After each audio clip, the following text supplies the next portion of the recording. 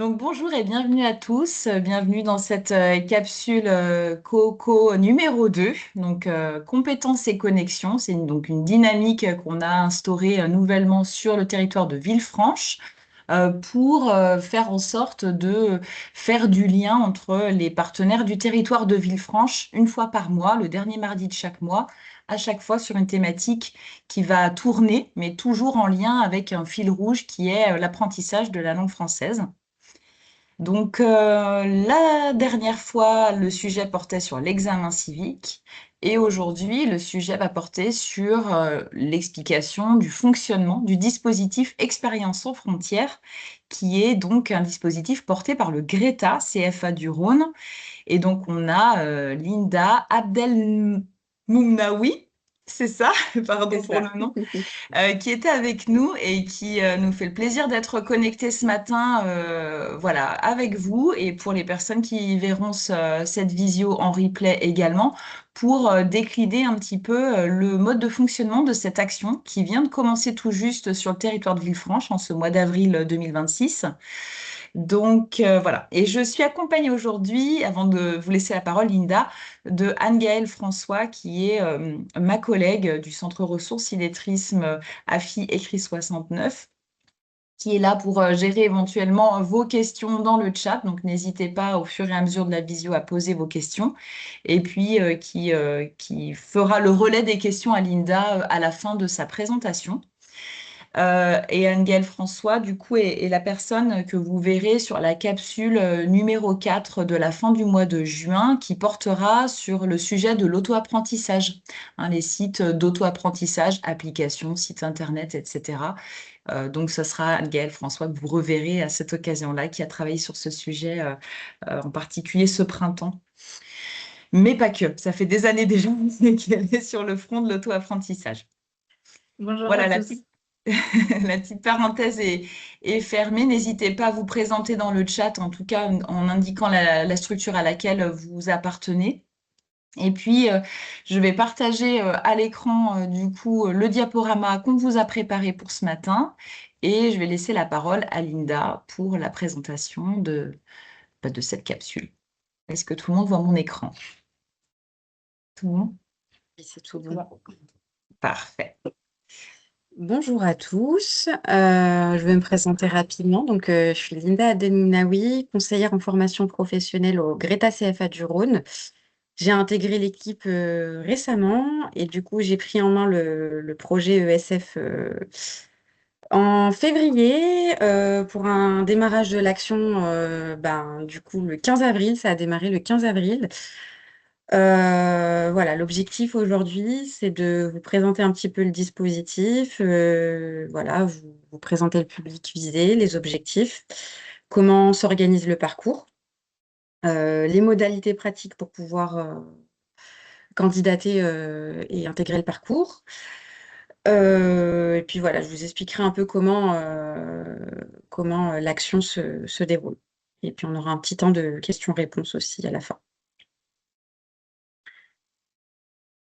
Le dispositif ESF est financé par la Diane et le FAMI, c'est le Fonds social européen qui finance ce dispositif. Il est à destination des migrants en situation régulière en France, possédant une expérience professionnelle acquise à l'étranger et ou en France, un projet professionnel en lien avec ses compétences. La durée du parcours, elle varie en fait d'un candidat à un autre. C'est en fonction des besoins, c'est en fonction du projet professionnel et en fonction aussi des prérequis, du niveau en langue. Il faut bien garder en tête qu'Expérience sans frontières, c'est pas une formation certifiante, c'est un accompagnement qui peut donner lieu à une attestation, voilà, de participation, mais pas un diplôme. Voilà, c'est pas une formation, c'est bien un accompagnement. Le but, les objectifs de ce dispositif, c'est de valoriser l'expérience des candidats acquise à l'étranger et ou en France, d'accompagner aussi dans les projets professionnels, compléter l'expérience si nécessaire, Bon, je rentrerai un peu plus en détail, mais on peut faire appel à une VAE si besoin pour compléter son expérience ou faire valoir des acquis professionnels. Il y a plein de modules qu'on pourra mobiliser ensuite voilà, pour accompagner vraiment jusqu'au bout dans le projet professionnel. Le but aussi, c'est de renforcer la maîtrise de la langue française à travers des ateliers FLE, entre autres. C'est aussi de découvrir et de s'approprier les pratiques professionnelles en France. Ça, c'est aussi à travers des ateliers de théâtre et de TRE, techniques de recherche d'emploi. Et le but, voilà, c'est vraiment de faciliter l'insertion professionnelle des bénéficiaires et de les accompagner un peu sur tous ces volets-là. Donc, pour le parcours, on a un positionnement qui se fait lors du premier entretien en français langue étrangère. Le but, c'est d'identifier à peu près le niveau du candidat et ensuite de pouvoir voilà, être sûr qu'il réponde bien aussi aux prérequis pour intégrer le dispositif, puisqu'il faut un niveau minimum A2.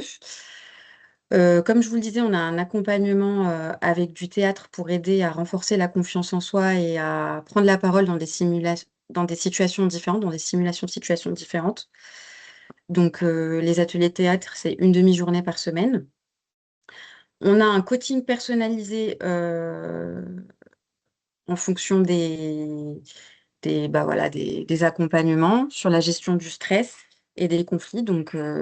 Ça va être à travers aussi les ateliers, mais aussi à travers le suivi d'une référente de parcours, puisque la référente de parcours, en fait, les suit individuellement. Ils ont des ateliers collectifs, mais ils ont aussi un suivi individuel avec la référente de parcours, qui est Muriel Kaiser. Je ne sais pas si certains d'entre vous la connaissent. Voilà, le but, c'est de les accompagner dans la découverte du monde du travail à travers des stages, des formations professionnelles si besoin, la mise en lien avec des entreprises. On les accompagne aussi sur ce volet-là. Euh, on accompagne aussi sur les compétences de manière générale, les compétences transversales. Dans les ateliers, on peut travailler aussi sur voilà, savoir s'organiser, coopérer, communiquer, utiliser le numérique, et donc aussi à travers les ateliers TRE. Voilà, c'est vraiment un accompagnement sur global et dans le but qu'ils puissent s'insérer professionnellement le plus tôt possible. Donc là, il y a tout ce que vous venez d'énumérer, c'est aussi toutes sortes de modules qu'il est possible de suivre un peu à la carte. C'est un petit peu ça l'idée, et en fonction des Alors, besoins surtout. Je mets il y a, cette, il y a une partie on va dire, des accompagnements qui se font à travers les ateliers et à travers les accompagnements individuels de la Mhm. référente. Mais il y a aussi en parallèle, si on a besoin, par exemple, de plus pousser sur les compétences générales transversales, par exemple, eh ben, on peut mobiliser d'autres modules. C'est-à-dire que moi, je m'occupe des CGTI au sein du Greta CFA du Rhône. Et dans les CGTI, je peux être amenée à développer des formations FLE. Là, actuellement, je suis en train de développer une formation FLE dans le but de passer le DCL niveau B1, Mhm. B2. Donc, on peut ensuite, après ESF ou en parallèle, si c'est compatible en fonction des plannings, on peut aussi intégrer du coup une formation dans le but de passer une certification, un diplôme. On peut aussi, en parallèle de l'accompagnement ESF, faire une VAE. Ça, c'est pareil, c'est déjà mis en place au sein du Greta CFA du Rhône. On a des accompagnatrices VAE qui peuvent prendre le relais sur cette partie-là. On peut faire ce double accompagnement. Il y a aussi des formations CLEA qui vont être mises en place prochainement. Mhm. Pareil, on pourra intégrer nos bénéficiaires sur une formation CLEA. Voilà, on a vraiment plusieurs formations qui sont mobilisables en parallèle ou à la suite de l'accompagnement ESF. Et ça va être en fonction du besoin de chacun et en fonction aussi du financement, parce que bon, il y a aussi la question du financement Mhm. pour la formation. Mais voilà, c'est quelque chose qui est tout à fait possible. D'accord, très bien, merci.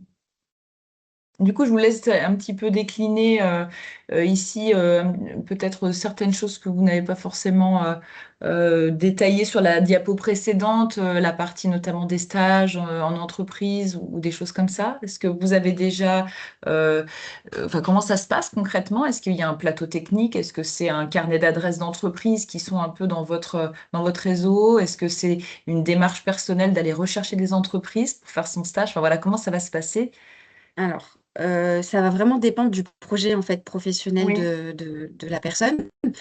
Si c'est un besoin en stage, nous, on a notre réseau d'entreprise, donc on peut parfaitement accompagner dans, Mhm. dans la recherche et dans le positionnement avec une entreprise.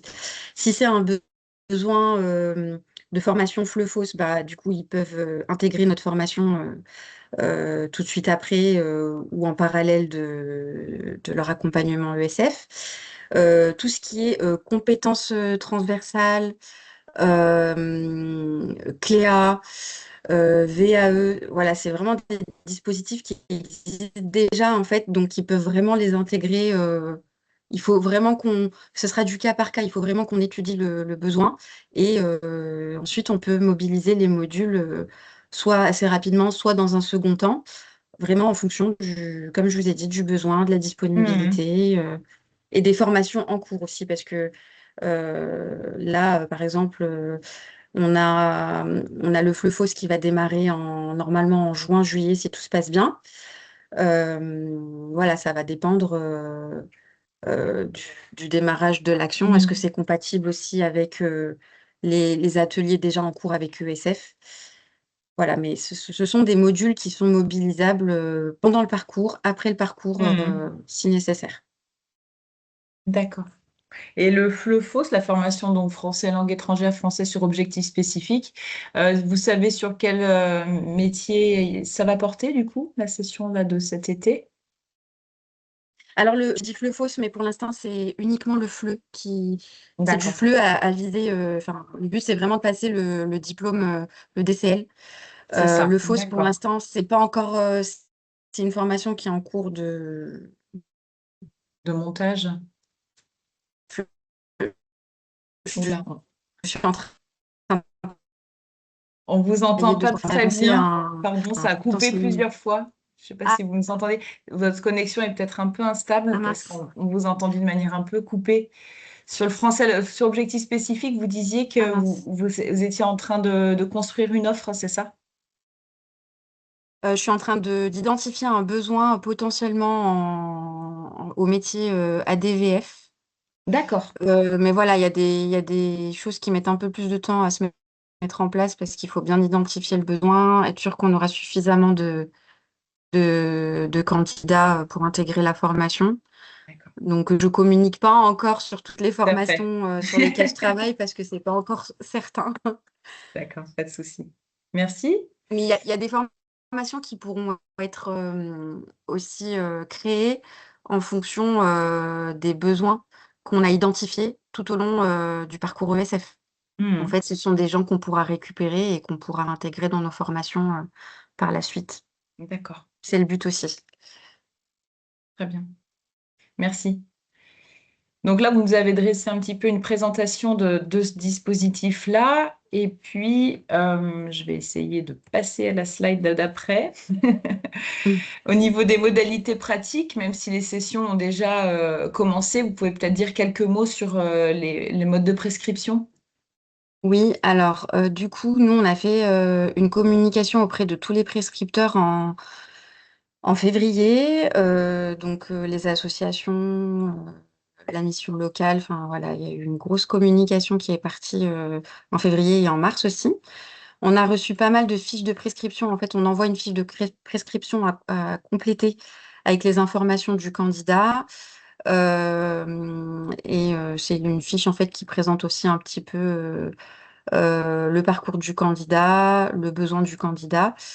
Ensuite, on organise donc des ICOP, donc c'est des sessions d'information auxquelles les candidats participent. Donc elles sont animées par Laurie Dariba, c'est la coordonnatrice du dispositif. C'est vraiment elle qui s'occupe de tout, du suivi et de la logistique du dispositif. Donc, les ICOP sont animés par la coordonnatrice. Ensuite, la coordonnatrice organise une commission de sélection avec la référente de parcours et les formateurs. Et aussi la CFP, donc moi-même. On décide ensuite, bah, voilà, on regarde en fait si la personne répond bien aux critères, donc primo-arrivante, niveau minimum A2, voilà, qu'elle réponde bien à tous les prérequis aux critères. Et ensuite, une fois qu'elle est admise, elle peut intégrer nos ateliers et puis elle démarre son accompagnement individuel avec la référente de parcours. Voilà. Bien. Actuellement, on a donc la référente de parcours accompagne 6 personnes au maximum. Actuellement, on a un groupe de 6 qui a démarré le 15 avril et fin mai, juin, entre fin mai et mi-juin, il y a un deuxième groupe qui est en train d'être constitué avec une deuxième référente de parcours qui est en cours de recrutement et qui du coup démarrera ses accompagnements dès le mois prochain.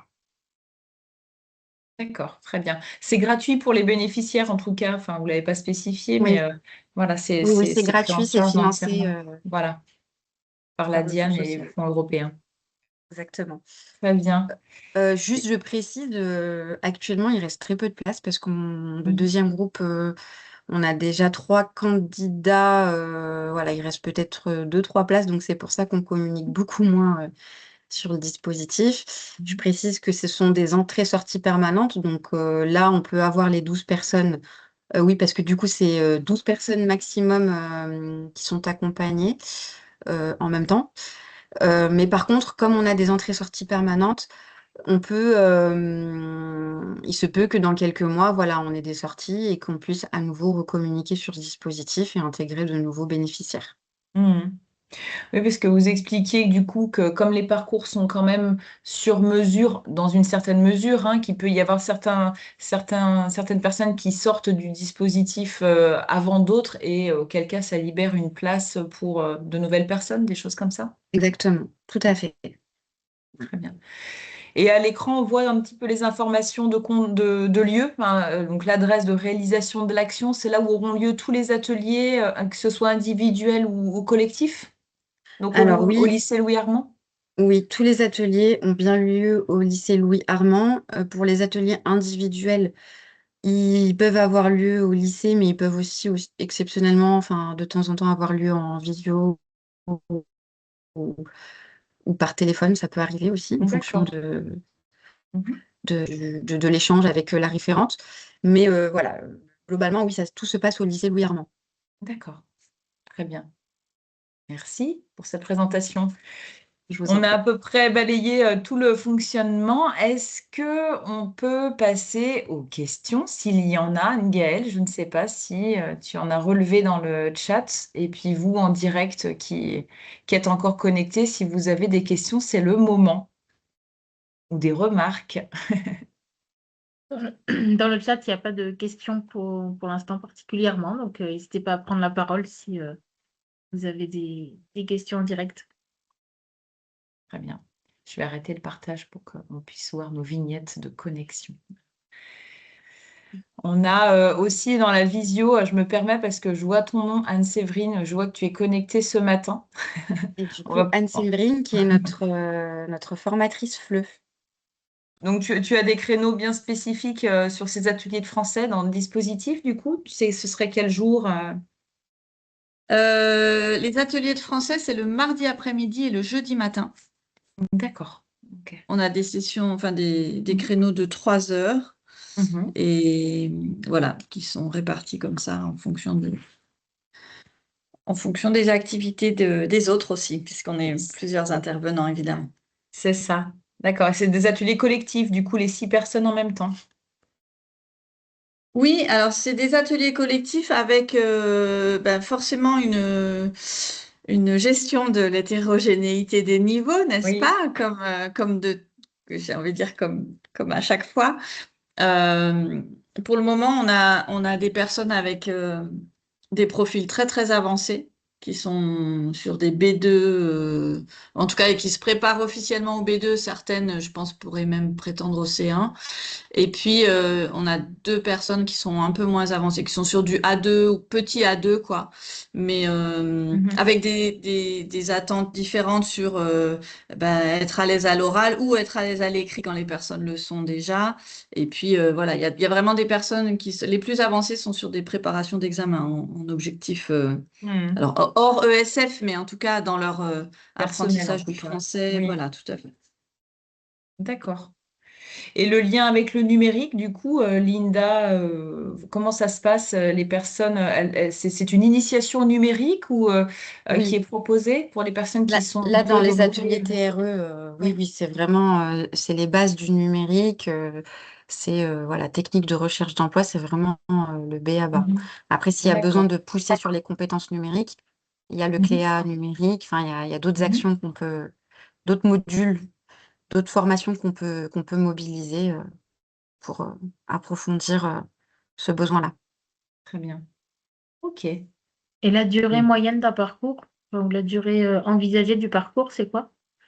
Donc l'accompagnement individuel, c'est jusqu'à 24 heures avec la référente de parcours. Et les ateliers, il n'y a pas de limite en fait. Ça va jusqu'à août 2027 et les candidats peuvent participer aux ateliers autant qu'ils le souhaitent, jusqu'à août 2027. Très bien. Donc là, il y a une cohorte de 6 qui a démarré, une prochaine encore de 6. Et les financements que vous avez obtenus, c'est jusqu'à, donc là, ça représente 12 personnes. Ça va jusqu'à combien de personnes au total, jusqu'à fin 2027? Vous avez, C'est un budget en fait qu'on a. c'est un budget, d'accord. Donc C'est ça un dépend budget, pas du donc j'ai nombre. pas de... Voilà, exactement. D'accord, très bien. Ben, merci pour toutes ces précisions. Est-ce que vous avez d'autres questions autour de vos écrans à poser? Profitez-en. C'est le moment.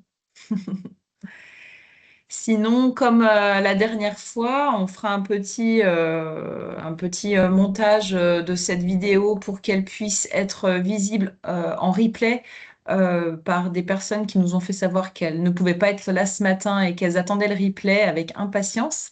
Donc, on fera ce travail-là et puis on diffusera aussi le diaporama sur une page similaire à ce qu'on a fait sur l'examen civique. Donc, vous retrouverez tout ça dans un de vos mails. Voilà, dans un mail, je vous remettrai toutes les informations utiles pour accéder à ces informations-là. Et si c'est tout bon pour vous, je vous propose qu'on s'en arrête là pour aujourd'hui.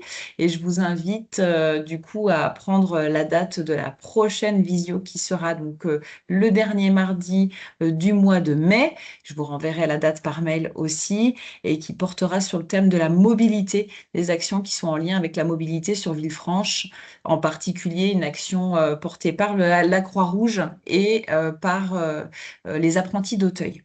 Voilà. Donc, je vous remercie pour votre attention et votre participation et je vous souhaite une belle journée. À bientôt. Ben, Merci, bonne merci à journée. tous. Belle Bonne journée. journée. Au revoir. Au revoir.